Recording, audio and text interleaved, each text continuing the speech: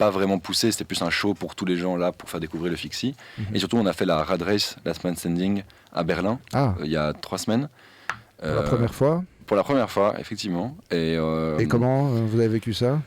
C'était très stressant et c'était vraiment c'est un autre monde, même dans le monde du critérium, c'est des skills complètement différents. Et il y avait 2000 personnes dans le public, on était 148 rouleurs, hommes et 36 femmes. Et les meilleurs du monde dans la discipline, il y avait vraiment des stars et c'était vraiment dur. Je me suis fait 100% rouler dessus.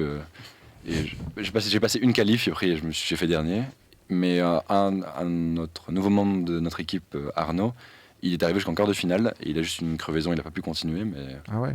Donc plutôt sympa.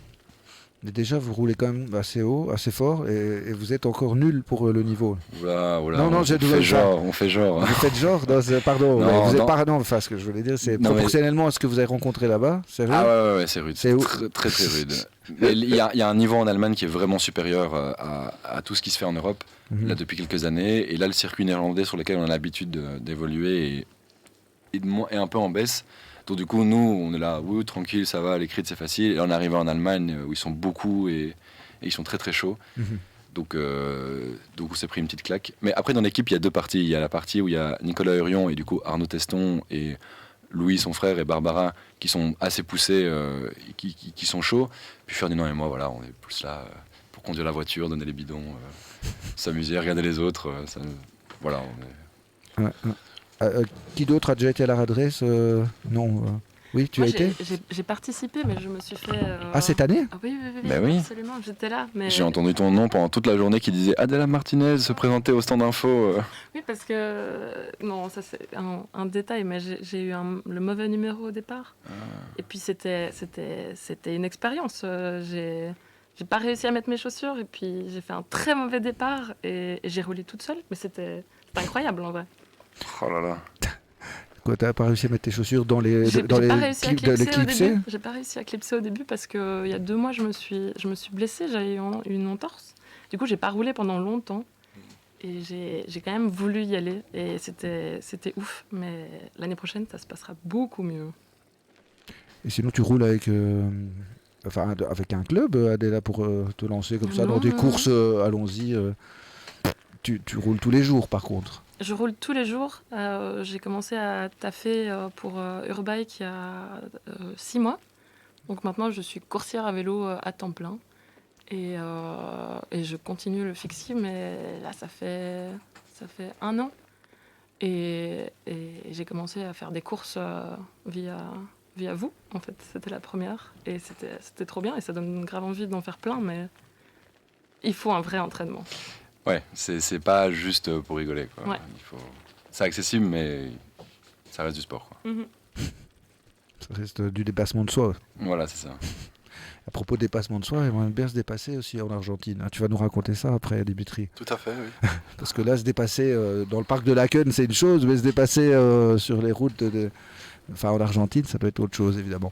Qu'est-ce qu'on peut encore dire à propos, donc, pour que les gens viennent voir déjà, s'ils ne veulent pas s'inscrire et devenir gladiateur le temps d'une journée, parce que les critériums, ça fait quand même penser très fort aux gladiateurs. Hein. Oui, c'est ça.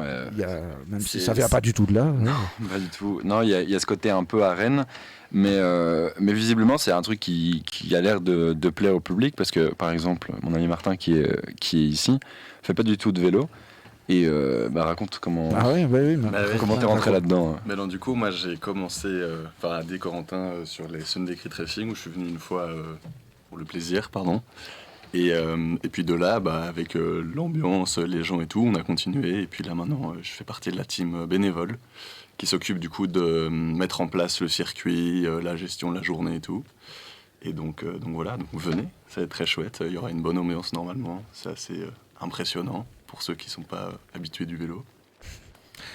Et d'ailleurs, vous avez créé aussi un autre truc, vous avez créé un club de cyclistes maintenant. Ouais, c'est ça. Justement, sur les bases des Sunday Crit, donc c'était des petites courses un peu underground pirates qu'on organisait sur des zonings depuis 2020.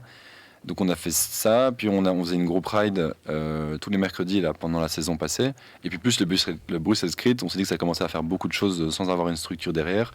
Et donc du coup, on a métamorphosé Sunday Crit en Sunday Cycling Club. Et donc là, on est vraiment en lancement maintenant. Et le Bruxelles Crit, c'est le gros événement lancement pour ce club. Et le but, c'est d'avoir de faire des groupes rides tous les mercredis avec plusieurs groupes de niveau. Du coup, là, en route, de faire des Sunday Crit réguliers, plus officiels, où il y a vraiment où c'est un vrai entraînement à la pratique du critérium, avec des catégories route, fixie. Donc là, pas forcément de public, pas de pression, pas de lot, rapide, des trucs plus courts, où il y aurait plusieurs catégories, donc A, B, C, et une catégorie training, où le but serait juste apprendre apprendre ou s'entraîner à prendre des épingles, des tournants, accélérer, prendre des roues, voire même des trucs encore beaucoup plus débutants, comme passer les vitesses, clipser, ce genre de choses. Ce serait pas mal. Et là, du coup, pour créer des rendez-vous réguliers sur toute l'année, et puis les Bruxelles Crit plusieurs Bruxelles Crit sur l'année comme objectif de tout ça, et tout ça recoupé sous un club. Donc, vous pouvez déjà aller voir sur sundaycyclingclub.be ou notre compte Instagram Sunday BXL. Eh ben, magnifique, merci beaucoup. J'espère qu'il y aura du monde dimanche, qu'il fera pas trop moche surtout. La Pour l'instant, météo a l'air d'être bonne. Il pleut que le matin, donc dommage pour les bénévoles qui vont monter le circuit, mais l'après-midi ça va être bien. La première catégorie roule à quelle heure exactement? La Il faut première y être. catégorie, c'est les routes homme B, et c'est à 13h. D'accord. Et il y en a jusqu'à 18h. Et il y en a jusqu'à 18h, et puis il y aura un bar sponsorisé par Vedette, donc niveau boisson il y aura des DJ. Le café aussi, il y aura je un crois. très bon café d'un partenaire, le Coffee Ride, qui est un café dans les Ardennes de vélo. Et hors catégorie sera là aussi pour un stand mécanique pour tous les petits pépins de vélo le jour de la course. Ok. Et voilà, on attend, je pense, plusieurs centaines de personnes dans le public. Du coup, 150 riders, ça serait un chouette objectif. Ouais. Donc voilà. Génial, merci beaucoup. Merci à toi. J'ai jamais eu autant de gens qui roulent en pignon fixe autour de la table, je crois. Sarah, tu roules en pignon fixe? Non. Non, pas du tout, non. Pas du tout. Mais ça va venir. Ah, Inch'Allah. ok. Mais Adela, toi, tu roules en pignon fixe tous les jours, sauf quand tu roules avec un cargo pour Eurobike, c'est ça? Ah ouais. Quand Ouais. c'est possible, je pars avec mon fixe pour les tournées, mais c'est rarement possible. C'est rarement possible. Oui, les colis sont trop lourds, enfin trop gros. Grave. Moi, j'ai roulé des années avec un pignon fixe dans la ville, et là, il est en réparation. Je suis repassé sur un vélo avec des vitesses et des freins. Eh ben, c'est un truc de dingue. Hein. C'est agréable, hein. C'est agréable, tu peux freiner, quoi. Ouais, je suis assez Tu peux d'accord. freiner, ouais. tu peux changer de vitesse. Non, comme quoi le progrès, c'est dingue. Oui, je sais. Mais il faut dire qu'en pignon fixe, on est plus en danseuse, puisqu'on ne peut pas varier les vitesses. Et en étant en danseuse, on travaille plus le haut du corps, les épaules. C'est de la muscu gratos, moi je dis. Non, c'est vrai, hein, tu trouves pas que ça travaille beaucoup plus le haut du corps quand tu es en danseuse, de fait? Bah, je pense que c'est pour ça que tu dois pas trop faire des livraisons aussi avec. Oui, parce que C'est blague. c'est beaucoup trop lourd et puis ça voudrait dire porter une charge supplémentaire sur le dos et c'est faisable avec des petits paquets, mais Oui, ça- c'est une mauvaise idée, quoi. L'été, transporter des enveloppes, c'est sympa, tu prends ton Ouais. fixe, c'est Donc cool. ouais. Mais l'hiver sous la idéal. pluie, où tu as des gros bacs comme ça. Uh-huh. Mais quand tu passes fréquemment d'un fixe à un vélo normal, ça va, tu t'adaptes assez rapidement. Mais quand tu n'as pas fait de vélo normal pendant des années et que je vais réessayer, je vous jure que c'est très spécial. C'est pas. Imaginez. Enfin bon, non, je vais laisser les métaphores. Mais en gros, souvent, on peut quand même comparer un cheval et un vélo. Je suis désolé, il y a le cheval avant le vélo. D'ailleurs, c'est pour ça qu'on ne dit pas en vélo, mais qu'on dit à vélo. Hein. C'est parce que c'est de la même manière pour à cheval ou à moto. Du coup, il y a clairement pas la même dynamique quand tu es sur un pignon fixe que quand tu es sur un vélo à vitesse. C'est pas du tout le même canasson. Allez, je vous laisse donc partir parce que vous avez pas mal de choses à faire. Hein. Bruxelles Crit, c'est après-demain. Bah, on peut encore rester jusque 30. On a encore 8 minutes. Ah. Donc, Et vous allez encore passer votre temps avec à porter des barrières nadar, Aller chercher les générateurs et tout. aller chercher des générateurs. Le petit plaisir. voilà, on a encore un bon petit week-end d'organisation pour le crit. Mhm. Mais on peut encore écouter là, pendant 8 minutes ce que vous allez dire. Bah, on peut parler de l'Argentine, hein, Dimitri. Parlons de l'Argentine. Parlons de l'Argentine. Donc toi, tu es le Belge le plus argentin, je pense, qu'il y avait moyen de trouver sur Terre, c'est ça? Sur Terre, ça je sais pas. Si, non. T'es parti à la base en Argentine un peu par hasard. Hein. Je suis parti en 94 la première fois, donc ça va faire presque 30 ans. Je vais d'ailleurs fêter ça l'année prochaine comme il faut. Je pense que je vais rester là 3 mois pour fêter ça comme il faut. Je suis parti en 94 pour un échange au fait étudiant à la fin de mes secondaires. Et puis j'ai adoré ce pays, mais vraiment adoré. Je suis revenu 1 an à Louvain-la-Neuve. Et j'ai dit à mes parents, non, ça va pas ici. Louvain-la-Neuve, en plus, dans les années 90, c'était la zone, quoi.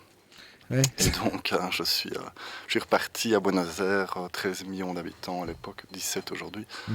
Et je suis resté là 6 ans encore, donc 7 ans en tout. Et c'est un pays qui m'a vraiment fasciné. Je faisais déjà du vélo à l'époque, mais pas comme aujourd'hui, pour me déplacer, etc. Et puis, je me suis dit, l'année dernière, j'avais envie de faire autre chose. Et je me suis dit, mais tiens, j'allierais bien le vélo, et que je connais, que j'aime, et l'Argentine, que je connais aussi, que j'aime. Et donc, j'ai réfléchi pendant 1 an, surtout l'année dernière. J'ai été 3 fois là, bien rencontrer des gens, un peu m'immiscer au fait dans la scène de vélo qui est assez nouvelle au fait en Argentine. Ils ont le Tour de San Juan, qui est une course là qui commence à prendre un peu d'ampleur. Et j'ai réfléchi qu'est-ce que je veux faire, etc. Et on est tombé sur l'idée de proposer des voyages sur mesure. Donc c'est vraiment des groupes d'amis qui se connaissent, qui roulent ensemble et qui ont envie de découvrir l'Argentine en vélo. Et donc ils nous appellent et ils disent, ben voilà, nous on sait partir ces dates-là plus ou moins. On a envie, plutôt on aime bien ci, on aime bien ça comme vélo en termes de distance, de dénivelé, mais aussi on aime bien le vin, ou on aime bien découvrir la culture locale, etc. Et donc sur 3 semaines, on leur propose un voyage qu'on construit au fait ensemble. Donc on s'assied avec eux et on construit ça ensemble. Et on s'occupe de tout. On peut aussi s'occuper même de la mise en valise de leur vélo ici en Belgique, s'ils veulent prendre leur vélo, etc. Parce qu'ils peuvent en avoir aussi sur place. Oui, on peut en louer sur place, oui. Et alors pour le moment, j'ai 2 destinations. Une qui est au nord de l'Argentine, près de la frontière bolivienne. Et donc là, on peut aller là plutôt pendant notre été. Donc c'est-à-dire, moi j'y vais là en août. Et alors on est à on atterrit à Jujuy, ou alors on peut aller aussi en bus. Mais là, on est déjà à 1000-1200. Et puis on monte jusqu'à Tilcara, et là on est à 2005, et c'est à partir de là où on commence vraiment à rouler, et là on peut monter jusqu'à 4002 en vélo, et donc c'est des très hautes altitudes. Sur des chemins de terre, de cailloux alors Oui, il y a des chemins de cailloux, mais il y a aussi des chemins il y a aussi de la route. Alors il y a un choix là aussi.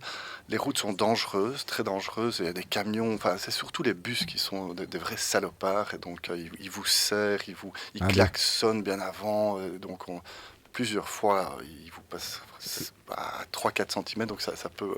On s'habitue, mais ça fait quand même peur. Et donc il y a moyen d'avoir un véhicule d'appui, on appelle ça. Et donc prendre les vélos dans le 4x4 et ils nous amènent alors là où on va aller directement dans des chemins de terre, ou alors ils nous amènent jusqu'à un point et on revient que par des chemins de terre. Où là il n'y a pas de souci, quoi. Non, donc ces chemins de terre, on croise, moi j'ai fait des choses où pendant une journée j'ai croisé 2 motos deux motos avec 3 personnes dessus, enfin c'était complètement fou. Oui. Donc altitude là, beaucoup de soleil, très sec, entre 0 degré au matin et une vingtaine de degrés pendant l'après-midi. Quand on monte, on est en t-shirt. Et quand on descend, c'est comme au ski. On remet tout dessus. Il fait vraiment froid en redescendant à cause du vent et tout ça. Et donc on se trimballe un peu. On dit toujours là qu'on se trimballe avec toute sa garde-robe parce que quand on arrive au-dessus, en redescendant, il faut vraiment mettre des gants, une doudoune, etc. La température et le vent est tellement froid. En termes de culture, ça c'est la culture andine, donc tout ce qui est, on mange beaucoup de choses qui est à base de maïs, etc.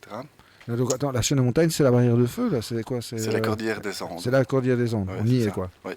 Et donc ce qui est spécial ici à Jujuy, c'est que on peut monter jusqu'à 4002 puis redescendre un peu jusqu'à 4000, et là il y a plusieurs déserts de sel, et donc c'est des énormes, c'est des lacs, mais qui ont séché, c'est du sel. Et donc ça, c'est des étendues blanches, énormes. C'est fantastique de rouler là-dessus. Voilà, donc ça, c'est ce qu'on fait. Alors, c'est toujours avec un guide local. Ça, j'insiste vraiment. Enfin, c'est ça la particularité de voyager avec Grava, c'est d'avoir des gens vraiment locaux qui vous accompagnent, parce que eux ont accès à des tout petits villages, des gens qui vont vous accueillir dans leur maison, etc. Ils connaissent tout le monde. Enfin, on roule des fois pendant une journée sans voir personne, et puis on croise une personne et ils se connaissent. Salut, comment tu vas? Ouais, je suis avec un groupe ici de. Ah, mais pas chez moi après, etc., etc. Donc ça, c'est vraiment gai. Et donc ça, c'est une première destination. Et la deuxième destination, c'est la Patagonie, le nord de la Patagonie, la région des lacs. J'étais là en décembre de l'année dernière, il y a quelques mois. Et donc là, on y va plutôt dans notre hiver. Et là, on est dans des températures entre 15 et 20 degrés aussi. Donc c'est vraiment bien pour rouler, des fois un peu plus chaud. Et là, c'est la Patagonie. Donc c'est vert, c'est escarpé, c'est des grands ciels bleus qui souvent traversés par des nuages, des vents qui peuvent atteindre 70-80 km/h. Donc quand on se les prend de face, on souffre. Mais c'est la Patagonie, et il faut prendre ça avec patience et avec envie, au fait. Et donc tout a son temps, en fait. Et donc il faut pas, enfin voilà, on est si on prend. Oui, vas-y. C'est des voyages que vous faites en autonomie, en bikepacking et tout, ou bien vous avez genre une camionnette qui vient tous les soirs déposer Non, c'est vraiment par rapport au groupe. On peut faire des choses vraiment en autonomie. Il y a des régions, surtout dans le nord, où là, je veux quand même un véhicule d'appui derrière, parce que le moindre souci, il n'y a pas de GSM, on a des fois une journée de route pour revenir, enfin une journée de vélo pour revenir à une route. Et donc il y a des portions où là, je leur dis en termes d'assurance et tout ça, c'est vraiment important. Mais c'est un véhicule qui est derrière à 3-4 km. Au fait, par radio, on peut l'appeler, donc on ne le voit pas. Mais si vous voulez faire tout en autonomie, c'est tout à fait possible. Et donc, c'est moins cher, évidemment. Si vous voulez qu'on porte les bagages dans un véhicule, c'est possible. Si on veut camper, c'est possible. Si on veut rester... Au fait, on essaie de... Moi, ce que je propose, c'est toujours un mix, au fait. Et donc, d'avoir 2-3 jours où on campe à la Belle Étoile, en pleine cordillère des Andes, etc. Et puis, un jour de repos, peut-être dans un lodge où on peut prendre une vraie douche et dormir dans un lit comme il faut. Et puis chez l'habitant, dans des endroits très très reculés où les chambres sont très très simples, etc. On mange avec ces gens qui parlent même espagnol, c'est difficile de les comprendre. C'est vraiment des gens très ils sont dans des zones très très reculées, mais ils sont fantastiques. Enfin, ils ont des histoires incroyables à raconter. Puis ils vivent d'une manière très différente. C'est très intéressant de passer une soirée avec eux, discuter. Voilà, donc c'est vraiment par rapport à ce que les gens ont envie. Certains veulent un peu plus de confort, d'autres moins. Ou alors un mix, comme je dis. Des fois, on peut faire 4 jours où on est vraiment tout seul. Et voilà. Et puis, on peut s'arrêter 2 jours dans une bodega, par exemple, pour goûter du vin. Là, on se repose. On insiste aussi qu'on ait quand même des jours de repos, parce que finalement, c'est même ça reste des zones pour le cyclisme assez extrême, et donc même quand on est physiquement bien, on a l'impression que tout va bien, mais après 4-5 jours, on sent une fatigue mentale, au fait, et celle-ci peut être dangereuse sur l'appréciation du terrain, etc. Donc, Quoi, à cause du manque d'oxygène en altitude? Non. Non, donc on peut, à partir du moment où on est fatigué, on peut se tromper sur une adhérence ou des choses comme ça. On va se dire, mais tiens, là ça passe, et puis on se casse la figure, comme ça m'est arrivé aussi. Ouais, mais c'est pour ça que tu es là, justement. Oui, mais juste, à un moment donné, il faut pas faire 12 jours de vélo sans un jour de congé. Bah ouais. Moi, je salue les gars du CRIT. Oui, qui doivent y aller. Allez, merci en tout cas d'être venus. Merci de nous avoir reçus. Oui, merci de nous avoir reçus. Et bonne chance, j'espère vous voir dimanche. Bah oui, dimanche, hein. On va dimanche pour conserver le titre. C'est ça. Du coup, pour les infos, à Bruxelles Crit sur Insta ou sur Facebook. Oui, ou sur notre site internet bruxellescrit.be ou sundaycycling.be, Instagram, Facebook, tous les réseaux. Il y a encore moyen de s'inscrire jusque demain. Il y a moyen de s'inscrire jusque demain 18h, c'est ça. Yes, merci. Donc, voilà, changement de plateau. Et on n'oublie pas sa veste, c'est mieux, c'est clair. À dimanche pour le Bruxelles Crit dans le parc de Laken. Voilà, on revient en Argentine. Donc là, au niveau de la culture locale, c'est Attends, j'ai coupé le micro, pardon. Ouais. L'Argentine, c'est vraiment un pays, c'est ça ce que j'adore de ce pays, et c'est pour ça que je veux le faire découvrir à beaucoup. C'est un pays où il y a beaucoup de cultures différentes. Les gens du Nord n'ont rien à voir, mais absolument rien à voir avec les gens de Patagonie, par exemple, ou même Buenos Aires. Et donc, premièrement, et puis il y a aussi tous les climats. Là. On peut avoir dans le nord des climats très très désertiques, très, très chauds en été, on parle de 40-45 degrés. Mais à Ushuaia, il fait jamais plus de 10 degrés. Quoi. Et donc, on est vraiment sur un pays qui fait presque 4000 km de longueur. Et donc, on peut avoir dans le nord, du côté du Brésil aussi, des parties qui sont une jungle, une vraie jungle. Et donc, tout ça, c'est fantastique, en fait, pour découvrir. Et alors, c'est ça que j'ai envie de partager, c'est de dire, voilà, vous voulez quoi? Ici, j'ai 2 endroits où j'ai vraiment mon réseau, etc. Mais si quelqu'un va aller à Ushuaia, c'est aussi possible. Ça va me demander peut-être un peu plus de temps pour l'organiser. Mais les deux destinations que j'ai ouvertes, c'est aussi une question de temps, en fait, d'aller découvrir, parler aux gens et de m'entourer de guides locaux, mais aussi trouver des chouettes endroits où loger, etc., qui sont... qui ont les mêmes valeurs par rapport au vélo et tout ça que nous. Et c'est pas nécessairement des cyclistes, hein, c'est des gens qui ont envie d'accueillir des gens qui voyagent dans des conditions de voyage et pas de grand luxe, etc. Voilà. Et qui ont envie de partager aussi et d'écouter vraiment ce partage-là. Et alors, il y a aussi Buenos Aires, donc ce serait dommage d'aller jusqu'en Argentine et pas découvrir cette ville de fou qui est ma ville de cœur. Et donc, c'est une ville énorme qui est vraiment fantastique, qui vit beaucoup de nuit pour ceux qui aiment bien faire la fête, mais qui est aussi culturellement extrêmement intéressante. Et donc là, on propose aussi de rester 3 jours, 3 nuits, et de découvrir ça en vélo. Et alors, on n'est pas obligé de prendre nos vélos de voyage pour traverser la ville. Ils peuvent rester chez moi. Mais on loue des vélos tout simples ou des single speed parce que c'est assez plat. Et alors, il y a un bon réseau de pistes cyclables, au fait. Elles ne sont pas parfaites, mais elles sont quand même pas mal. C'est une ville quadrillée comme aux États-Unis et tous les 5 blocs, au fait, il y a une piste cyclable assez large et tous les 5 blocs horizontales aussi. Donc on peut se circuler assez facilement, en fait, une fois qu'on connaît, c'est un peu s'orienter. Et donc il y a moyen de passer 2-3 jours merveilleux à rouler et découvrir Buenos Aires, s'arrêter, boire du maté, des cafés, boire une bière, aller manger, aller voir un match de foot, tout ça est tout à fait possible. Et donc ça, c'est bien parce que les grands sportifs peuvent faire ça et puis aller faire la fête aussi, quoi. À Buenos Aires, il faut faire la fête. Ouais. Il faut quand même pas rater ça, quoi. Donc du coup, c'est ça. Parce qu'on pourrait croire que tu t'adresses à des gars hyper entraînés qui savent faire des...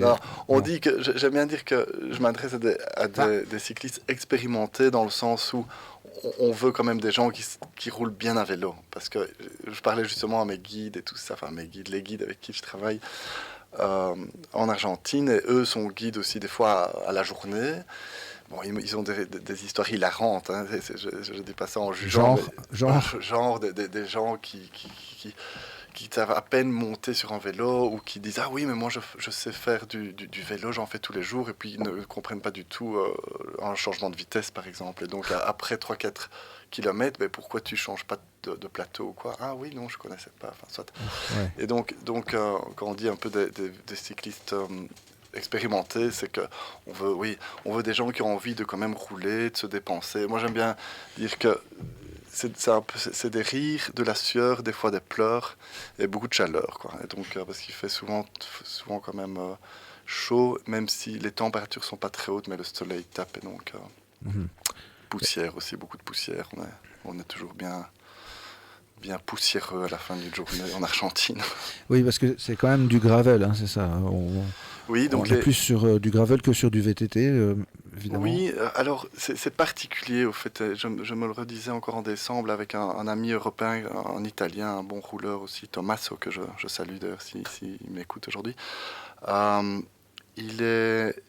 Au fait, la plupart, il y a du single track, on en fait un petit peu, mais les grandes routes au fait qui sont pas macadamisées et qui traversent l'Argentine, il y a encore énormément et c'est ça ce qui est gai au fait, de parties en Argentine qui ne sont pas macadamisées. C'est un peu un genre de terre blanche battue assez dure, très large. Très large et donc ces chemins sont géniaux pour rouler, mais on reste quand même avec des fois des parties en particulier dans les tournants, etc. On a le serrucho, ça s'appelle le serrucho, c'est c'est créé parce que des voitures passent et alors ça fait des petites vaguelettes comme ça sur le chemin et donc c'est assez secouant. Et donc ça, surtout en descente, ça peut être difficile à gérer au fait, ce serrucho. Et donc il faut ce qui est gai, mais ce qui est aussi des fois fatigant, il faut trouver sa trace. En fait, donc c'est pas juste descendre, il faut quand même bien regarder pour essayer d'éviter ces petites bosses là, qui sont là surtout dans les endroits où les voitures ou les camions vont tourner. Et c'est une question de traction des roues qui se forme ça. Et donc. Mais toi, tu roulais déjà avant de créer Grava et oui. Cette offre de. En fait, c'est marrant. Donc, moi, j'ai toujours roulé en vélo, mais mes tout premiers souvenirs d'enfance et tout ça, c'est en vélo. J'ai grandi en partie en Wallonie, et donc j'allais voir mes amis et tout ça à une dizaine de kilomètres, toujours en vélo. J'habitais près de Huy, donc le mur de Huy, etc. Je connaissais bien. Et donc, ça a toujours été comme ça. En Argentine aussi, le vélo était un peu parti de moi sans trop me poser la question. En fait, j'ai grandi avec un vélo comme moyen de transport. Et puis, on a... À un moment donné, je me suis rendu compte au fait que le vélo était vraiment important. Et alors, j'ai acheté un gravel, comme ça, un petit peu, en me disant, mais tiens, j'ai envie de voyager, au fait, avec le vélo. Je faisais beaucoup d'escalade et beaucoup de marche, de hiking, de trekking. Et donc, à un moment donné, ça c'est chouette, je faisais 40-45 km par jour. Mais j'avais envie d'aller un peu plus vite ou de pouvoir me déplacer autrement. Et donc j'ai acheté un gravel un peu comme ça, en me disant... Au fait, je ne savais même pas que ça s'appelait gravel. Cyclocross, j'ai demandé dans le magasin, vous n'avez pas comme les cyclocross, quelque chose où je peux avoir quand même une position un petit peu d'attaque, très roulant, mais où je peux quand même sortir, surtout des routes. Moi, j'ai vraiment du mal de faire de la route, surtout à cause de la cohabitation avec les voitures. Alors, voilà, j'aime bien rouler au fait sans avoir peur qu'il y ait quelqu'un derrière moi. Et donc c'est comme ça que c'est venu. Et puis je me suis dit, bah, j'adore ça. Et puis j'ai commencé à beaucoup faire des longs voyages. Puis puis je me suis dit, bah, j'adore ça. Je connais l'Argentine. J'ai commencé à regarder ce qui se passait par rapport au gravel ou au voyage à vélo en Argentine. Il y avait beaucoup, mais peu par rapport au gravel, au fait qu'il y ait roulant, on fait quand même une certaine distance, hein, on n'est pas dans le VTT, une certaine distance, surtout souvent en autonomie. Voilà. Et donc il y avait des gens qui le faisaient, mais qui n'organisaient pas vraiment des voyages. Et donc je me suis dit, ben voilà, il y a un trou, pas un trou là, mais il y a un espace peut-être pour moi pour inviter des Européens aussi rouleurs que je remplace. Depuis que j'ai 17 ans, la première fois que j'ai été, tout le monde me dit, ouais, tu dois me prendre en Argentine, tu dois me prendre en Argentine. Il y en a beaucoup qui sont venus avec moi. Je les remercie encore, on a beaucoup rigolé. Et c'est quoi le meilleur moment pour y aller en Argentine, du coup, par rapport aux saisons? Tout dépend. Toutes on les saisons sont bonnes, mais on ne peut pas aller à toutes. Enfin, si on dit allons maintenant, eh bien maintenant, on est en fin d'été. Donc Buenos Aires, ça va être assez agréable, pas trop chaud, etc. La Patagonie aussi, ça va commencer un petit peu à faire froid, mais c'est encore bien. Il pleut quand même beaucoup dans le nord, mais ça ira à partir de juillet-août. Le nord devient un endroit très chouette pour aller rouler. Mais si vous voulez faire du ski, la Patagonie, c'est rempli de neige dans notre été. Donc c'est vraiment, ça dépend... c'est plutôt par rapport aux dates où vous avez du temps, on peut s'adapter et dire tiens, voilà, je ne vais pas aller en Patagonie pendant notre été parce qu'il y a de la neige, sauf si vous voulez rouler sur la neige, mais ça c'est encore un autre délire. Et donc c'est plutôt, voilà, j'aime bien dire que on propose par rapport au temps que les gens ont et les dates qu'ils ont, quoi. Okay. Et donc plus on est dans notre hiver, plus on ira au nord, et plus je dirais plutôt comme ça, et plus on est dans notre été, et plus on ira Parce que c'est l'hémisphère sud, hein. Oui, C'est ça. Et donc, un peu l'inverse, quoi. les saisons sont inversées. Ça vous dit, Sarah et Adela, de partir un jour en Argentine faire du vélo? En pignon fixe. Non, je pense pas en Peut-être pignon pas. fixe. Mais moi, j'ai beaucoup voyagé en Colombie, Ok. au Pérou et en Bolivie, en Amazonie, mais pas en vélo. J'étais plutôt en bus, qui est le moyen local de transport quand même. Mais j'y suis pas retournée depuis que je me suis vraiment mise au vélo de voyage. Je sais pas en fait à quel point, j'ai l'impression que depuis le Covid, quand même, il y a un truc un peu qui s'est modifié. Et quand je voyage en vélo, je pars de chez moi à vélo et je vais jusqu'à l'endroit où je dois aller, quoi. J'ai pas le réflexe de me dire je vais prendre l'avion avec mon vélo pour aller faire du voyage à vélo, du slow voyage, ou je sais pas comment on l'appelle, mais dans un autre continent. Mais j'ai un peu un rêve de faire une transatlantique avec mon vélo et d'atterrir en Guyane. Voilà. Oui, super. Inch'Allah l'année prochaine. si j'ai le chômage. Oui, parce qu'il y a des systèmes pour toucher le chômage belge à l'étranger, je crois. Mais on va pas les diffuser aujourd'hui sur les antennes. Ce n'est pas l'objet de notre rencontre. Non, c'est quoi Déjà le- se faire virer. C'est ça. Mais du coup, la Guyane par rapport à l'Argentine, c'est vrai qu'il va falloir quand même traverser le Brésil ou je sais pas trop Il quoi. faut traverser l'Amazone même à un moment donné, L'Amazone, puisqu'il faut passer par Manaus. Ouais. Et mais c'est une belle aventure. Il faut juste Ah ouais. avoir du temps, quoi. Ouais, Là, j'ai l'impression quand même que Grava, c'est plus pour du 3 semaines Ouais. sur des temps de vacances, grâce aux congés payés qu'on a gagné rudement ici en Europe. Et Donc l'idée ici, les gens que je vise, hein, parce que en fait, t'as raison, hein, c'est pas tout à fait, on peut pas dire que c'est du slow travel, parce que bon, avec le vélo, etc., avec l'avion, etc., mais je pense qu'il y a beaucoup de gens de votre âge qui avaient à votre âge et qui ont beaucoup voyagé, etc., et puis qui sont rentrés dans une vie peut-être plus active, avec plus d'obligations, malheureusement, ou pas, enfin, on verra. Et donc, ils ont toujours envie de ces aventures, ils ont toujours envie de partir loin, mais ils ne savent plus partir parce qu'ils ont des enfants, ou parce qu'ils ont des congés payés qui sont maximum 4 semaines, ou je sais pas quoi. Et donc nous, ce qu'on leur dit, oui, on ne sait pas vous offrir 3 mois comme ça, ou alors, enfin, ça c'est pas de notre ressort, mais alors venez et on sait vraiment réfléchir ensemble à 3 semaines qui sera de toute façon de l'aventure. On veut garder vraiment quelque chose d'aventureux et que tout soit pas tout coincé comme ça. Tout ce qu'on leur dit, c'est que vous allez quand même loger quelque part ce soir, quoi. Et donc, qu'il y ait cet élément d'aventure, mais pas... voilà, c'est surtout ça qu'on vise, un public qui a déjà voyagé, qui a déjà beaucoup fait d'aventures, qui se dit, ici j'ai 3 semaines, j'aimerais bien que ce soit organisé pour que je ne perde pas mon temps, au fait, ou que je ne reste pas bloqué quelque part sans savoir ce que je dois faire. Voilà, des fois en Argentine, on peut avoir 3, 4, 5 jours de grosses pluies, on est foutu. Et donc ça, si on a 3 mois, on attend, et c'est chouette, et ça fait partie. Mais si on est là pour 3 semaines, on organise un véhicule et on va changer, on peut faire 1000 km, et alors on va là où il y a... Ah oui, il fait beau. On va là où il fait beau. Il fait beau, Ok, oui. ouais. On fait 500 km. Voilà, c'est ça un peu ça qu'on veut offrir. C'est surtout quelque chose qui est adaptable et pas fixé. Et surtout quand même en cohérence avec des valeurs de voyage, de découverte, d'avoir du temps à parler aux gens, etc.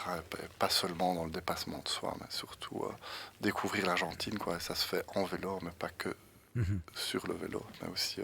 Ouais. On n'est pas dans l'ultra...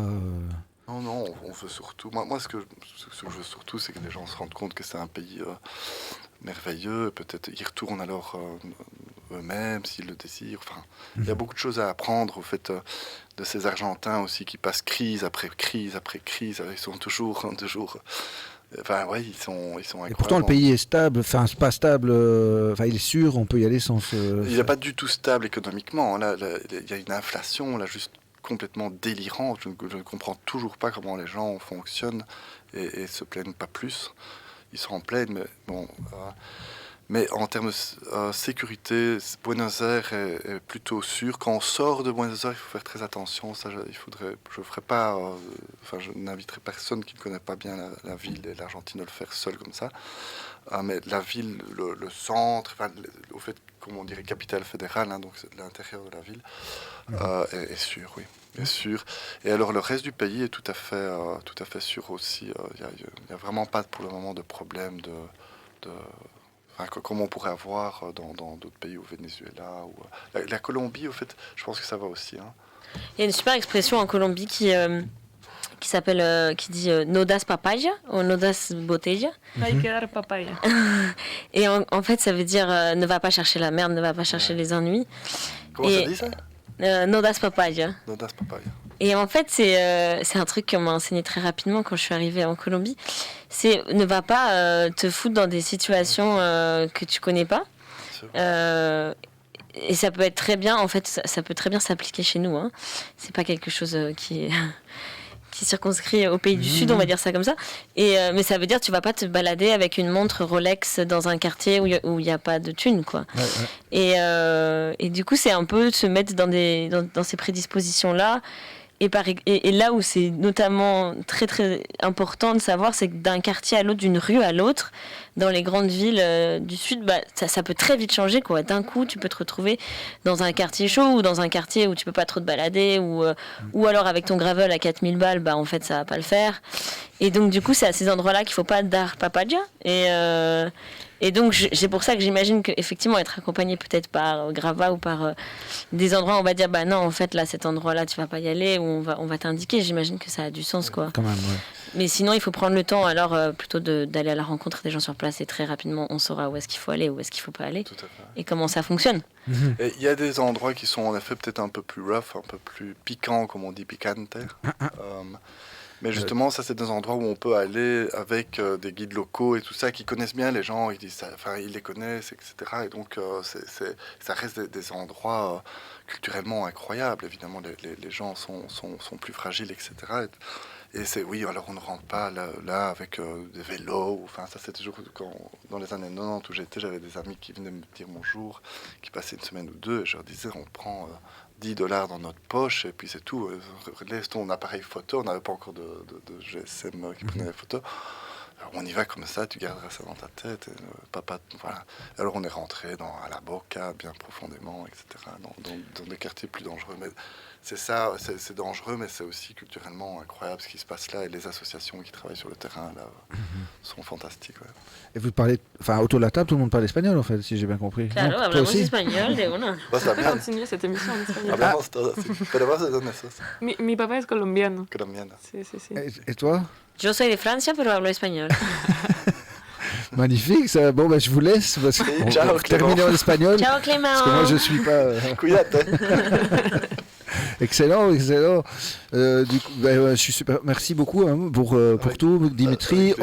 Donc, tu es sur Facebook, sur Instagram, Grava. Oui, c'est grava.travel, tout simplement. Et donc là, ça, c'est le site web. Il y a un peu les différents services, des photos, etc. Et puis, c'est grava.travel aussi sur Insta. Ouais.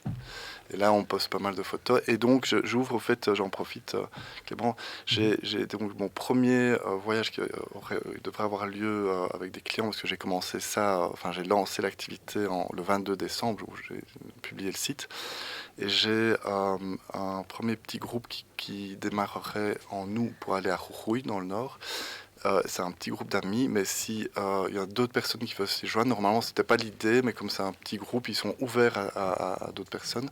Donc n'hésitez pas à nous contacter. Ce sera entre le 15 août et le 15 septembre. Et l'idée, c'est donc d'aller dans le nord, la province de Jujuy, que je vous invite d'aller voir. G-U-G-Y. C'est aussi sur le site, et donc il y a déjà beaucoup de photos là. Et je serais ravi d'en parler avec qui serait intéressé. Génial, merci. Donc, c'est des groupes de combien maximum ici? Entre 4 et maximum 10. Hein. Il faut que je veux pas vraiment. Je pense que 6, 7, 8. Et comme 6, 7, 8 personnes, je pense que c'est un bon nombre pour bien s'entendre, pour rouler. Voilà. Et donc on a en général un guide ou deux guides ou un guide et moi. Et donc il y a toujours quelqu'un devant et derrière. Donc ceux qui veulent rouler plus vite peuvent rouler un peu plus vite. Voilà, on en parle tous les matins un peu par rapport à la trace qu'on veut faire. Et voilà, c'est vraiment, on s'adapte aussi au groupe pour que tout le monde en profite sans tirer la langue. Bah merci, en tout cas moi ça me donne envie peut-être un jour de partir jusque là. Allez. Merci Dimitri, Grava Travel. Merci Clément.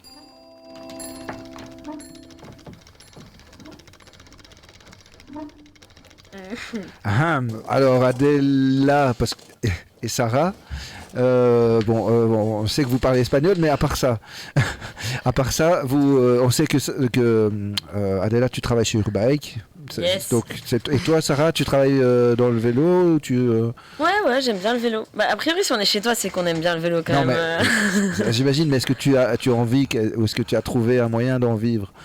J'essaye petit à petit. Je travaille un peu dans la recherche sur le vélo et aussi je suis un peu mécanicienne et donc je donne des formations d'initiation à la mécanique vélo. Où ça?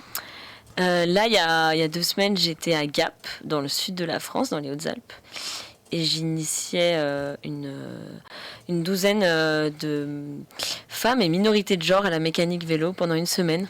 Donc on a vu toutes les parties du vélo, la transmission, la direction, voilà, comment ça marche en roulement, et donc c'était assez chouette. Et sinon parfois c'est des initiations de 3 heures, une après-midi. Mais ici à Bruxelles. Et ici à Bruxelles, et là j'ai quelques événements qui viennent, dont je vais te parler. Ah oui, tu peux y aller, enfin, le premier, c'est celui qui vient le 30 avril, ou pas où il y en a Tout à encore fait, d'autres. mais pour préparer le 30 avril, donc du coup la LECAT, le 28, avec les Déchaînés, donc collectif cycloféministe bruxellois local. Merci de préciser. Et on va faire un atelier de mécanique en mixité choisie sans homme cisgenre. J'aime bien parce que j'arrive à faire de la poésie. À Cyclopeur, c'est un atelier vélo participatif qui a ouvert il y a 1 an et demi dans les locaux de Zonocloper, qui est une sorte de grosse occupation temporaire à Forêt, dans le bas de Forêt. Et il y a plein de mécaniciens, mécaniciennes très chouettes là-bas. Et avec les Déchaînés, on aime bien donc ponctuellement aller faire des ateliers méca une fois par mois, une fois tous les 2 mois dans des ateliers. On est très mobile comme ça. Et donc cette fois-ci, c'est à la fin du mois à Cyclopeur, le 28, dans l'après-midi, fin d'après-midi, début de soirée. C'est en cours de formation. On est en train de le faire, quoi. Et donc c'est histoire de préparer son vélo à la LECAT, qui a lieu le 30 avril, donc c'est-à-dire 2 jours plus tard. Et c'est votre première organisation d'Alecat? Bah ouais. Après, il n'y a pas beaucoup d'Alecat, donc ces courses d'orientation, on le résume comme ça, même si c'est un peu vite dit, mais courses d'orientation dans la ville, c'est votre première. Comment est-ce que ça vous a dit de vous lancer dans l'organisation d'un truc pareil? Le manque d'initiative déjà, peut-être, le manque d'Alecat à Bruxelles? Ouais, en fait, on est plusieurs meufs à s'être retrouvées autour du vélo avec différentes pratiques et certaines sont coursières, et donc du coup la LECAT ça vient de la filiation quand même des coursiers à vélo qui voulaient organiser des sortes un peu des courses dans la ville où on venait reproduire une journée type de coursier. Avec différents checkpoints, c'est comme ça que ça s'appelle.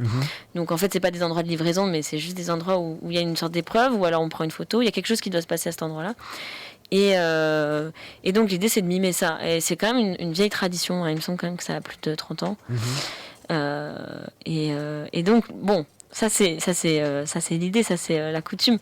Mais nous on en a participé à plusieurs. Toutes différentes. Moi, j'en ai pas fait beaucoup. En vrai, j'en ai fait une à Bruxelles. Je connaissais pas vraiment. J'avais fait une à l'Échat, mais c'était en France. Et on s'est dit, mais en fait, lançons-nous. Pourquoi on n'en ferait pas une? On a envie de s'éclater. On a envie d'en faire une. Et ce qui est génial, c'est que vous avez même fait les spoke cards. Donc ces cartes qu'on reçoit à un checkpoint notamment, ou alors à la fin de la LECAT, et qu'on vient après glisser dans les rayons de son vélo. Vous voyez ces cartes pour ceux qui nous écoutent. Et donc vous avez réalisé un visuel et il est plastifié et il va pouvoir se glisser dans la roue du vélo, c'est ça? Ouais, on a de la chance, l'une d'entre nous a une plastifieuse. Je sais pas si ça vous parle. Une machine pour Toujours plastifier. utile quand même. C'est génial, une plastifieuse. Ouais. Et moi, j'avoue que...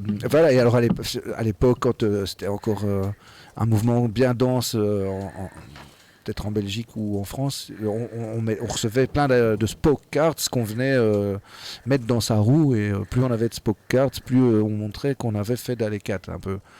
Il y avait ce truc-là. Maintenant, c'est plus. Maintenant, on les met plus. On les met et puis on les enlève, non? Mais quand même, je vois encore quelques cyclistes qui les Qui ont. les Hein. Ouais. Oui, je pense que c'est aussi lié au fait qu'il y ait de moins en moins d'Alecat. Oui, Donc, ça prend- les nouveaux cyclistes n'ont pas encore leur spoke card. Mhm. Et puis moi qui ai fait aussi des Alecat, ben, il n'y en avait pas. L'organisateur n'avait pas fait de spoke cards. Donc j'ai rien pu mettre dans mes rayons après. C'est mal organisé.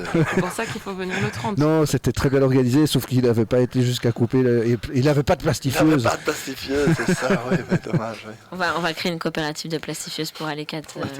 C'est le futur du projet. Et du coup, elle s'appelle comment? Et le thème de cette Alecat, parce qu'il y a toujours un thème pour une Alecat en général. Alors, cette fois-ci, elle s'appelle, enfin celle-ci, Oui. la première d'une longue série, Yeah. s'appelle l'Alley Squad. Pourquoi? Gang.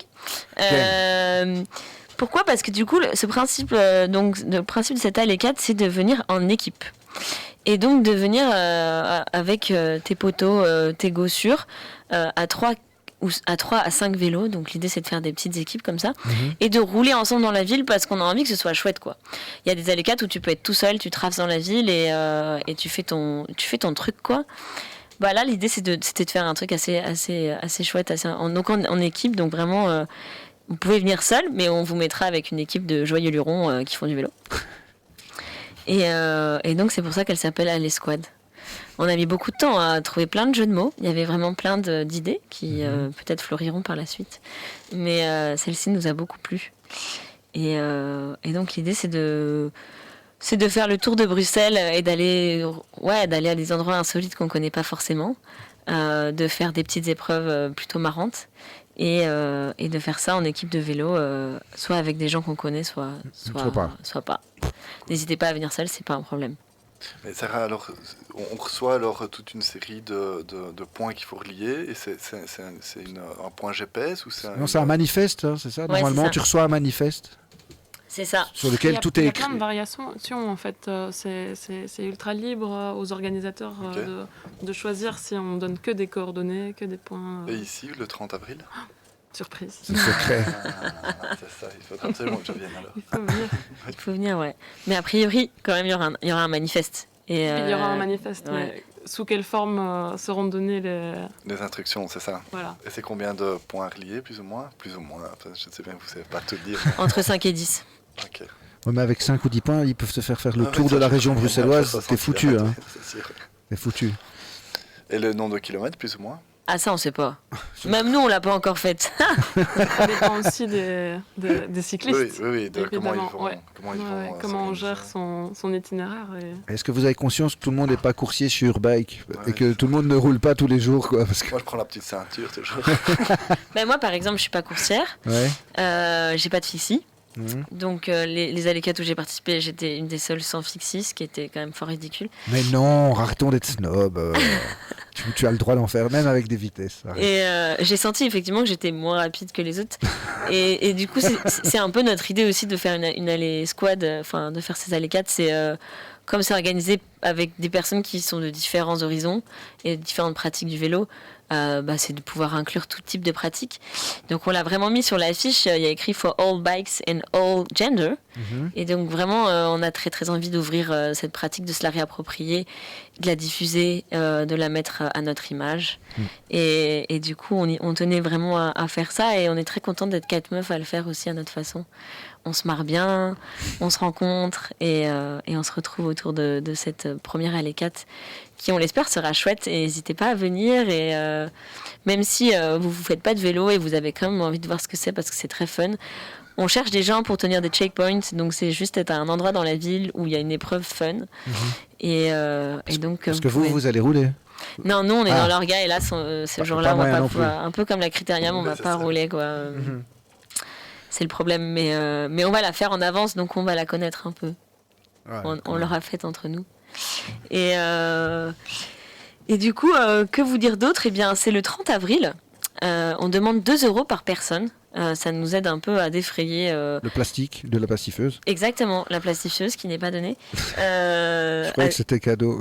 À la fin de la journée, on va essayer de se retrouver dans un endroit et de fêter un peu ça.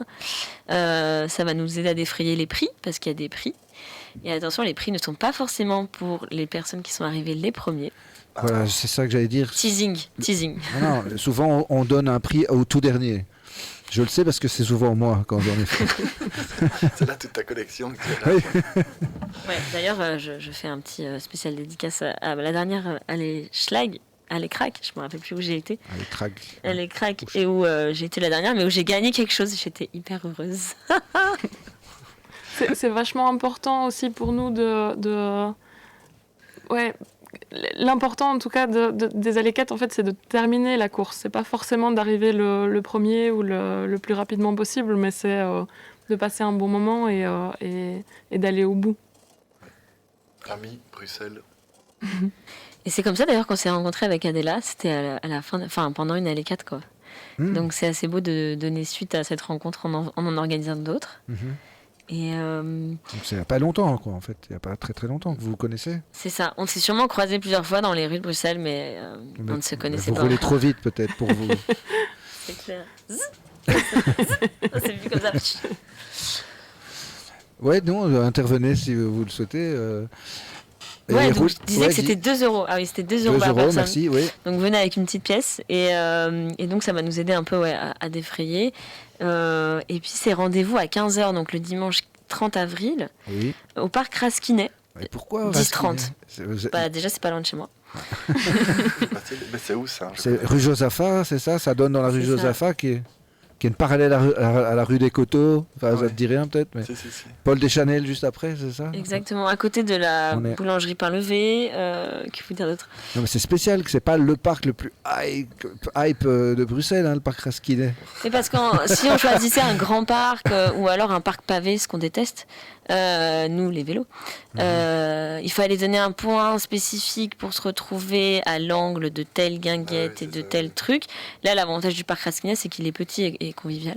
Ouais. Donc on rentre dans le parc, on se voit direct.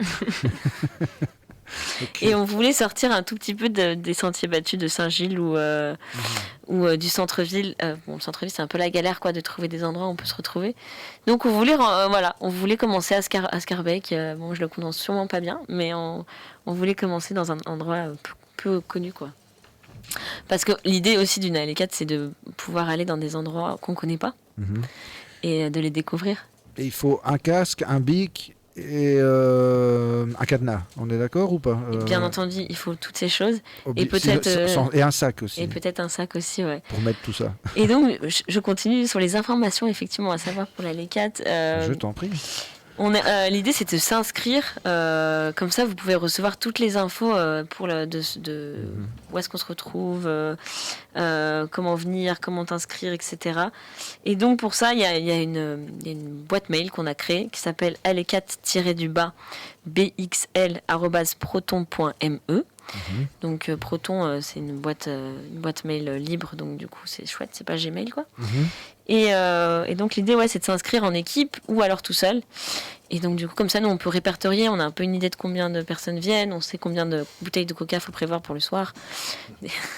Puisqu'on n'est pas obligé de boire de l'alcool, ça c'est important de le dire. Et donc savoir un peu le nombre d'équipes. Donc, vous pouvez nous trouver évidemment sur Instagram. Comment c'est? Allez, Alécate-Bruxelles. voilà. BXL. Parce qu'on a décidé qu'on était le groupe d'Alécate de Bruxelles du jour au lendemain. Zéro prétention. 0. Et il y a déjà des inscrits, ça y est? On sait combien plus ou moins sont prévus à Je ce crois jour? qu'il y a déjà des inscrits, mais on sait tous que nous, les vélos, on arrive toujours en retard et on est toujours à la dernière minute. Donc, je pense que voilà, la dernière semaine, c'est le moment où il va y avoir vraiment des gens qui vont se motiver. Mhm. Ouais, c'est le 30 On peut avril. faire ça en famille. On peut faire ça en famille. for all bikes and all genders. Donc vraiment, venez comme vous êtes. Ouais, mais en vrai, c'est quand même un truc plus de jeunes. Moi, je peux venir avec mon gamin de 2 ans, alors. Non, ne fais pas ça. Si, attends. Il Ne fait fais du sur- vélo déjà? Non, Il fait de la draisienne, oui. Mais bon, je vais pas le... Il faut avoir le temps alors. Oui, mais non, mais il peut aller derrière, évidemment, sur un Ok. siège derrière. Oui, mais je vais pas prendre un Non, gamin non. de 2 ans vers tout le tour de Bruxelles, c'est pas ça que je voulais dire. Oui, tu vas le mettre sur le siège Mais derrière. oui, sur le siège, et j'ai un petit système pour amener sa draisienne aussi, comme ça, de temps en temps, quand on s'arrête, alors il peut faire son vélo. Mais je peux alors, c'est Bien, faisable. bah, moi je dis oui, Moi, je bien crois que je vais entendu. faire ça, oui. Je serais ravie de vous voir le 30. Carrément, on va peut-être pouvoir mettre un prix pour la spéciale vélo stylé, bizarre, pas habituel pour une Allez 4. Je trouve ça super. Ah, ça serait une première qu'il y a un papa avec son gamin qui la fasse, quoi. Pourquoi pas, ouais. Ah oui, là, c'est sûr que c'était le premier, je pense. Je sais pas. Ça va le socialiser aux Allez 4 et ça se trouve plus tard il en organisera. Ouais. Qui sait? Bah ouais. Et à part ça, encore des infos à transmettre sur l'événement. J'ai beaucoup de mal à parler. Je suis désolée, je t'ai pas beaucoup soutenue. Mais, Non, t'inquiète. Mais ça va être incroyable. Ouais, ça va être très chouette bah, si vous avez des questions, n'hésitez pas à nous adresser ça par mail ou par Facebook ou Insta. Et donc, dans les 5 à 10 points qu'on doit relier, il y a une petite épreuve, on doit prouver qu'on est passé par là, c'est ça? Il y a parce que sur les courses d'orientation en course à pied, on a généralement, je ne sais pas si vous voyez, il y a un petit cône orange qui pend toujours, et puis il y a une Pointeuse, ouais. une pointeuse, je suppose que vous n'utilisez pas ça. Non, on n'est pas du genre à pointer, nous, le système du travail, c'est pas notre truc. Mais l'idée, ouais, c'est souvent, on a des smartphones, pas tout le temps, mais l'idée, c'est d'avoir une trace. Je me rappelle à la dernière où j'ai participé, ce que je trouvais marrant, c'est qu'ils nous donnaient un fruit à bouffer, il fallait garder la peau du fruit. Comme... j'ai trouvé ça exceptionnel. Donc j'avais une peau de banane toute la journée sur moi. Ouais, il peut y avoir du coup une demande d'une trace pour me prouver que tu es passé par là. C'est pas juste un cachet sur ton manifeste. Ça peut être ça par exemple. C'est ça. Mais ça peut être beaucoup plus original. Mais en vrai, l'idée d'une Allée 4, c'est aussi de découvrir l'après-midi même ce qu'on te demande. Ah oui, Du coup, ce qui est beau, c'est de voir qu'il y a une amplitude de possibilités qu'on peut te Moi, demander. j'ai fait Allo 4 spécial Halloween et on a fait le tour des cimetières de Bruxelles. Ah, yes. Ah, c'était... Voilà, donc, mais il y en a partout des cimetières, donc tu fais vraiment un gros tour, je t'avoue, quoi. Tu vois, tu peux aller du cimetière des Verts, celui de Silence, le crématorium de Silence à Uccle. Il y a quand même... donc voilà, donc tout est possible dans une Allée 4. Voilà, donc tour c'est une des idée. cimetières. Ouais, si, Ouais, le tour Allée des 4 morts, Halloween, le tour des morts. Non, ça t'inspire? Bah, je Je pense vois. plutôt, tout d'un coup, je pense aux morts à vélo. Et du coup, je me dis que ça pourrait être une Allée 4 hommage à tous les gens qui sont morts à vélo dans Bruxelles, par exemple. Ah oui, c'est moi encore. C'est vraiment encore plus triste et Non, dur, mais... Parce qu'on en parle, nous, chaque mois, malheureusement, quand il y a eu un mort de la route à vélo à Bruxelles, on lui rend un hommage ici dans cette émission. Donc oui, ce serait pas une mauvaise idée de le faire dans une Allée 4. Hein.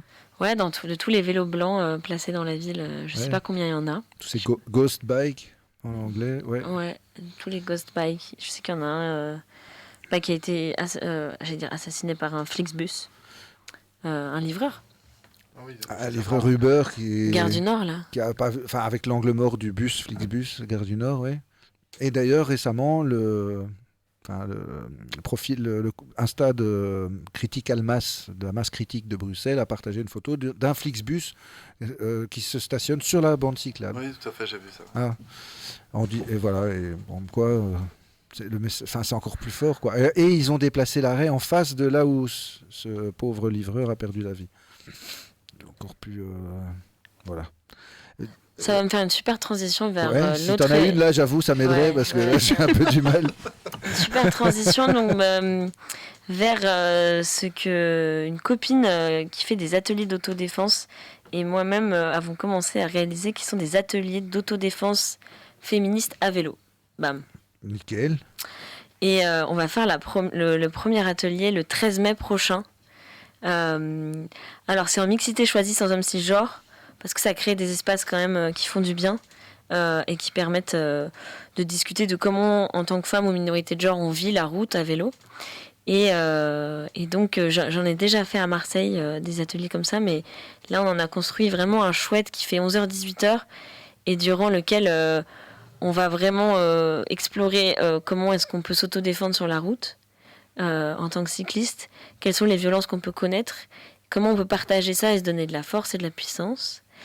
Et aussi, c'est sur la route, mais c'est pas que, parce qu'il y a aussi plein de violences, de micro-agressions, de choses parfois très subtiles et terriblement violentes qu'on peut vivre en magasin, en atelier, dans plein de situations quotidiennes et régulières à vélo. Et donc, on va discuter de tout ça et on va commencer un peu ces premiers ateliers d'autodéfense à vélo. Et c'est une forme, pareil, qui est vouée à évoluer et qui peut changer de mixité, qui peut être mixte, qui peut être différents types de mixité. Ça peut être aussi pour personnes racisées, ça peut être pour plein de domaines différents, ça peut être entre livreurs, ça peut être voilà, plein de types de violences qu'on connaît sur la route, comment est-ce qu'on se défend auprès des flics, hein, puisque tu en parlais tout à l'heure en début d'émission. Donc par exemple, une partie de l'atelier, c'est de connaître ses droits et de savoir... Enfin, moi, tu vois, quand on a parlé tout à l'heure, je me suis dit direct, ah, mais je connais très bien un bouquin qui explique très bien pourquoi est-ce que c'est important de griller des feux rouges. Pourquoi est-ce qu'en fait, la circulation a été faite pour les voitures et pas du tout pour les vélos, et donc qu'elle est calquée sur le rythme des voitures. Bon, ça légitime vite fait auprès des flics, mais en tout cas, ça peut nous aider à nous autodéfendre entre nous, par exemple. Et donc ça, c'est le premier atelier qu'on organise. Et pareil, c'est sur inscription. Comme on va beaucoup parler et beaucoup faire des exercices d'autodéfense, on n'est que 12 dans l'atelier. Et donc, l'idée, c'est de s'inscrire. Comme ça, nous, on peut prévoir qui est là. On peut prévenir des horaires, de ce qu'il faut ramener, etc. Et la deuxième partie de l'atelier sera vraiment de l'autodéfense mécanique. Et donc, savoir diagnostiquer son vélo, comment réparer certaines choses de base. Et donc ça, ce sera vraiment ma partie préférée. Et voilà. Et ça. Est-ce que tu adores la mécanique ? Enfin, tu aimes Ouais, je me suis passionnée de la mécanique, étrangement, il y a quelques années. Et j'adore... En fait, ce que j'aime le plus, c'est partager la mécanique et apprendre avec d'autres personnes. Parce qu'il n'y a jamais une façon de réparer. Il y a toujours plein de façons. Mais il y a plusieurs, il y a des façons de le dire et des façons de le transmettre qui peuvent être très chouettes. Et parfois, il y a des façons de le dire et de le transmettre qui peuvent être moins chouettes. Typiquement, il n'y a pas longtemps, j'avais une direction qui était desserrée. Et on a pu me dire « Ah, mais non, mais t'as fait n'importe quoi, il fallait faire ça et ça. » Et en fait, tu fais n'importe quoi. Et typiquement, j'étais dans un autre endroit et on m'a dit « Ah ouais, il y a cette technique-là, mais il y a aussi celle-là, moi, que j'utilise et qui marche vachement bien. Il suffit que tu mettes le vélo comme ça, tu tournes à droite, tu vois si la roue, elle tombe. Si elle tombe, ça veut dire que... » C'était pour serrer la direction ou Ouais, elle avait du jeu parce que je trouve que mes directions, particulièrement à Bruxelles, elles ont du jeu. À Bruxelles. C'est à cause des pavés, en fait. Il y a un petit flottement ici, dans la direction. Ça doit être pour me perdre. Je perds ma direction, comme ça. Je découvre de nouveaux endroits. Mais du coup, voilà, et ce que j'aime beaucoup, c'est les techniques, notamment d'éducation populaire pour transmettre la mécanique. C'est vraiment génial.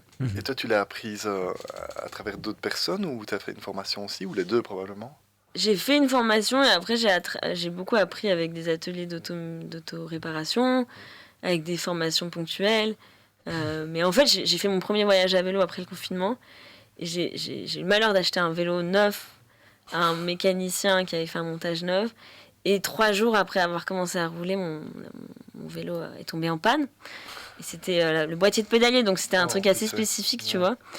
Et j'avais le mort, quoi. Je venais de l'acheter, ça me stressait de ouf. Dès que j'allais voir un mécanicien, il me disait « Ouh là là, oh là là, ça va te coûter hyper cher, j'ai pas assez de pièces, et puis tu peux plus continuer à rouler et tout. » Donc l'angoisse monte et tu te sens complètement désapproprié de cet objet. C'est terrible. J'ai vraiment ressenti à ce moment-là quelque chose de très négatif. Et du coup, c'était juste à ce moment-là qu'il sortait des petites formations méca en France financées par Pôle emploi pour pouvoir avoir plus de mécaniciens dans les ateliers. Et donc, j'ai sauté sur l'occasion et je me suis formée rapidement. Et après, j'ai découvert les ateliers d'autoréparation et j'ai dit, mais en fait, il faut que je fasse ça. Et du coup, j'étais à Marseille et on en a créé un avec plusieurs copains. Et puis après, j'ai débarqué à Bruxelles et on continue, quoi. Et partout, on va essaimer ça. Mais raconte-nous quand même la fin de ton voyage. Là. À la fin de mon voyage, j'ai terminé en Bretagne. En fait, l'idée, c'était d'aller jusqu'à Notre-Dame-des-Landes depuis Marseille. Et après, j'ai terminé en Bretagne jusqu'à Quimper, où je me suis formée à la mécanique vélo. Et tu as réparé ton Et j'ai pédalier. démonté entièrement mon vélo et je l'ai remonté entièrement. Et je me suis dit, ok, ça y est. Maintenant, il est bien monté.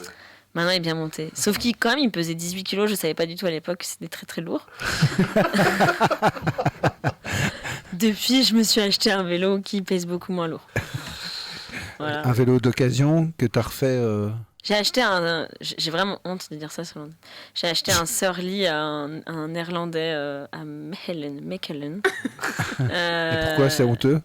Parce que c'est des sœurs de prix ces vélos. C'est vraiment l'archoum à dire ça en France. Mais non, mais attends. Mais t'as un bon vélo maintenant. Voilà, maintenant j'ai un bon vélo, ouais, ça se trouve. On a acheté un vélo pour longtemps, c'est pas Voilà. quelque chose. T'as pas pris un truc en carbone qui. T'as pris de l'acier. J'ai pris de l'acier, ouais. Voilà, c'est durable. C'est ça. Alors que mon premier vélo était en aluminium. Mais lourd. Enfin, ça n'avait aucun sens. Mais n'empêche que j'ai fait quand même beaucoup de voyages à vélo avec lui et que je l'aime beaucoup. Il s'appelle Clochette, respect. Ah, ok, c'est Clochette. Non, mais c'est bien. Et ton nouveau s'appelle le Surly. Il s'appelle Surly. Je l'ai pas encore nommé. Il s'appelle Midnight Special. Je trouve ça déjà hyper classe. Je comprends. Surly Midnight Special, ouais. Toi, Et vous, vos vélos, comment ils s'appellent? Voilà, merci. Voilà. Adéla, t'as un nom de vélo à nous partager qui. Alors, le premier s'appelle Alfredo et le deuxième, j'ai pas encore roulé suffisamment que pour lui avoir trouvé un prénom. Mais ça viendra. Ça peut être un truc à faire des baptêmes de vélo en collectif. Ah, mais ça serait bien. Ah, ouais. Dans les étangs d'Ixelles. Dans les étangs d'Ixelles. Au lieu de faire du kayak, on peut toujours faire du vélo. Après, moi j'ai envie de dire, voilà, une drache et il est baptisé, quoi. Hein. Oui, C'est c'est l'eau ça. bénite. Ça, c'est une belle idée. Et toi, t'as baptisé tes vélos? Mais non, mais j'attends Sarah Adélita pour baptiser mon vélo et ses baptêmes groupés. C'est une bonne idée, donc j'attends de plonger dans les étangs d'Ixelles avec mon vélo. Mais c'est génial tout ce côté affectif qu'il y a autour du vélo. Bien sûr, oui. C'est fort, quoi. J'y repensais encore en venant ici parce que ça devient quelque chose de très affectif. Parce que je pense aussi parce que ça nous accompagne pour la plupart depuis assez longtemps. Et donc, comme je disais, moi depuis mon enfance, j'ai toujours été sur un vélo. Je me souviens encore de mon tout premier vélo. Oui, et de ton premier souvenir à vélo. Parce que d'habitude, c'est une question que je pose aux invités dans mon émission. Bon. C'est quoi ton premier souvenir à vélo ou un de tes souvenirs? Il y en a beaucoup, en fait, en vélo. J'habitais dans une maison de campagne au-dessus d'une pente bien raide. Donc, moi, je crois que mes premiers souvenirs, c'est qu'il fallait remonter cette pente à chaque fois que je sortais, évidemment. C'était les premières fois avec mon père qui me lâchait.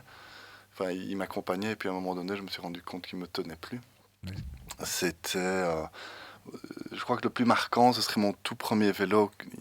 Mon père m'avait dit, je t'achète un vélo si tu économises. Et donc j'ai dû faire des petits travaux dans le jardin, comme ramasser les pierres dans le potager, plein de petites choses. Et chaque fois, il me donnait 20 francs à l'époque.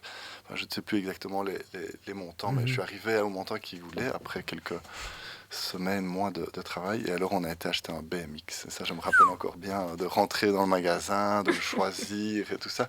Et alors, on revient avec le vélo dans le coffre. Vraiment, je suis impatient. Et une femme d'un certain âge, bon, j'étais tout jeune, hein, donc à mon avis, j'étais plus jeune que moi aujourd'hui, à mon avis, d'un certain âge à l'époque, faisait du stop, elle avait l'air un peu désespérée, et papa s'arrête, bon cœur comme il était. Et donc, qu'est-ce qui se passe? Bon, je ne sais pas bien l'histoire, mais je vais vous raccompagner. Enfin, soit moi qui voulais absolument monter sur ce vélo, on est parti pour 20-30 km déposer cette femme. Je me souviens bien cette frustration, j'étais content pour la femme, mais cette frustration d'attendre de pouvoir arriver à la maison et monter sur ce vélo. Et c'est un vélo que j'ai gardé longtemps, ce BMX, pendant très longtemps, avec lequel j'ai roulé partout là, dans cette région-là. Beaucoup de souvenirs, oui, en vélo. Et quelle marque c'était de BMX, tu sais? Je sais plus. Quelle marque c'était à cet âge-là, 6 ans, 6 ans, je ne savais pas. Et Sarah et Adéla, vous avez un souvenir de... Ah ouais, j'ai un souvenir. Un vélo enfant? Enfant? Ah ouais, non. non, enfant, j'ai aucun souvenir. Pas enfant, alors, vas-y. J'ai un souvenir quand j'essayais de passer mon permis de conduire. Le vélo. Et que j'allais du coup tous les jours à l'auto-école en vélo. Ça, c'est très fort, c'est J'avais là. 30. C'est là où Attends, vous vous l'avez avez pas jamais la fait. fin parce que je l'ai pas eu le permis, donc On peut pas rigoler. je suis toujours à vélo du coup. J'allais tous les jours à l'auto-école sous la Drache. C'était dans la vieille campagne du 7-7 Seine-et-Marne en France. Et c'était pendant les différents couvre-feux et confinements. Et je me rappelle très bien que j'ai appris à faire sous la pluie du vélo sans les mains. Et en écoutant de la musique répétitive très très fort. Voilà, ça c'est un des souvenirs les plus forts que j'ai à vélo.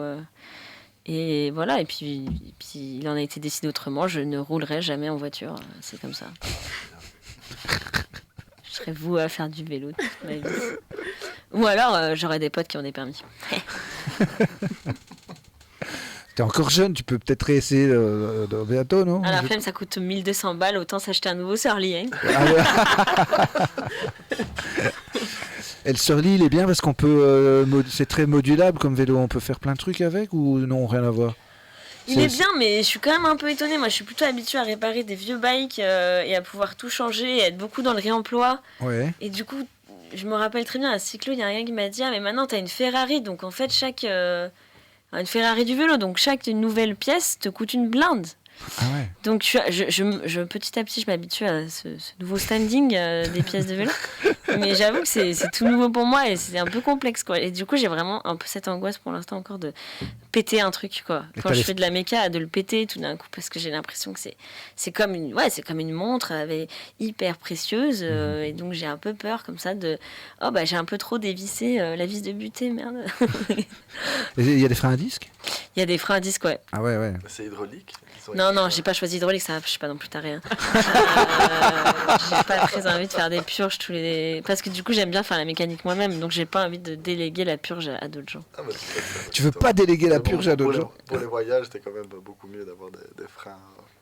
Des freins à disque mécaniques, non? Mécanique, ouais. Bah ouais, déjà j'ai beaucoup hésité avec les freins à disque, donc voilà, moi je viens vraiment pas de ce monde du vélo, on a des Ferrari directement. Et c'est à Bruxelles que j'ai découvert les beaux vélos, quoi. Je connaissais pas du tout avant. Ah bon?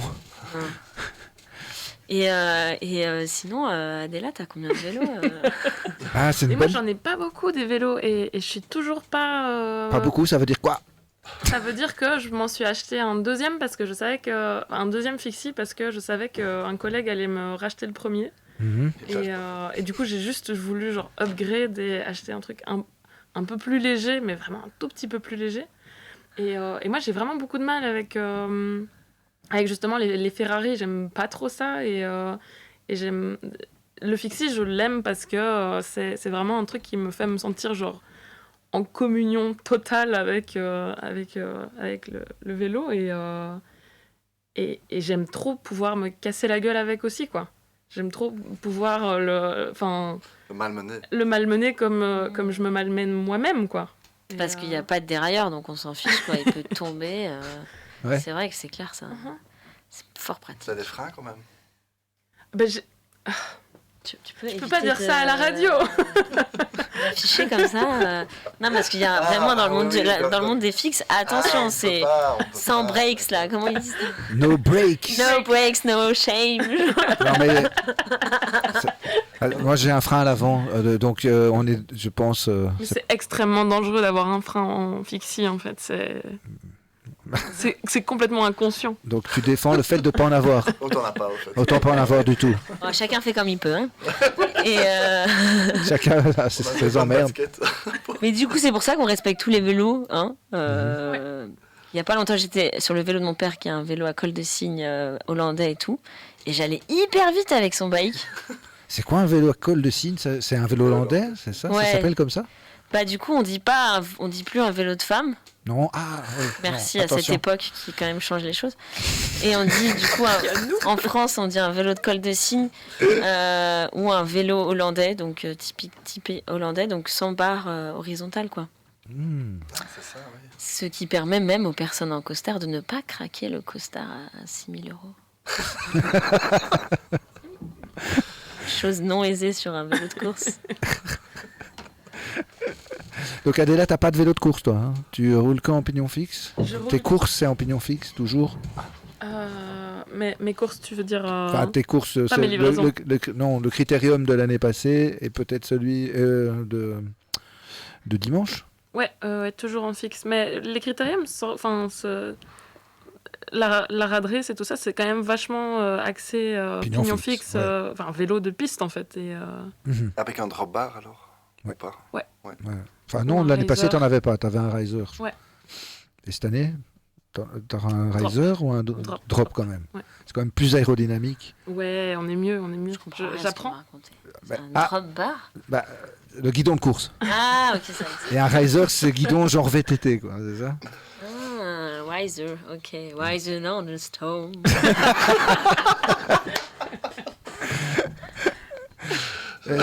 Jim Morrison devait sûrement rouler à vélo. Mais là, ça fait plus moto, je trouve, Riders on the Storm. Du coup, on enchaîne avec quoi? Il nous reste 2 minutes. Vous avez encore un message à passer avant de rendre l'antenne? Non, mais par contre, je vais répéter. Ben, Donc, je t'en prie. Le dimanche 30 avril, rejoignez-nous à l'Allesquad à 15h au parc Raskinet 1030 Scarbeck. Vous pouvez vous inscrire en amont à l'adresse mail alecat-proton.me et vous pouvez nous retrouver sur Facebook à alecat-Bruxelles, enfin BXL, et pareil sur Insta. Et on est une joyeuse équipe et on est voué à s'agrandir et à rejoindre blindé de monde. Donc voilà quoi, rejoignez-nous, ça va être hyper fun. Il va faire beau, c'est sûr, c'est fin avril. Veille du 1er mai. Veille du 1er mai, hein, donc du coup en grève pour le travail le lendemain. En grève contre le travail, quoi.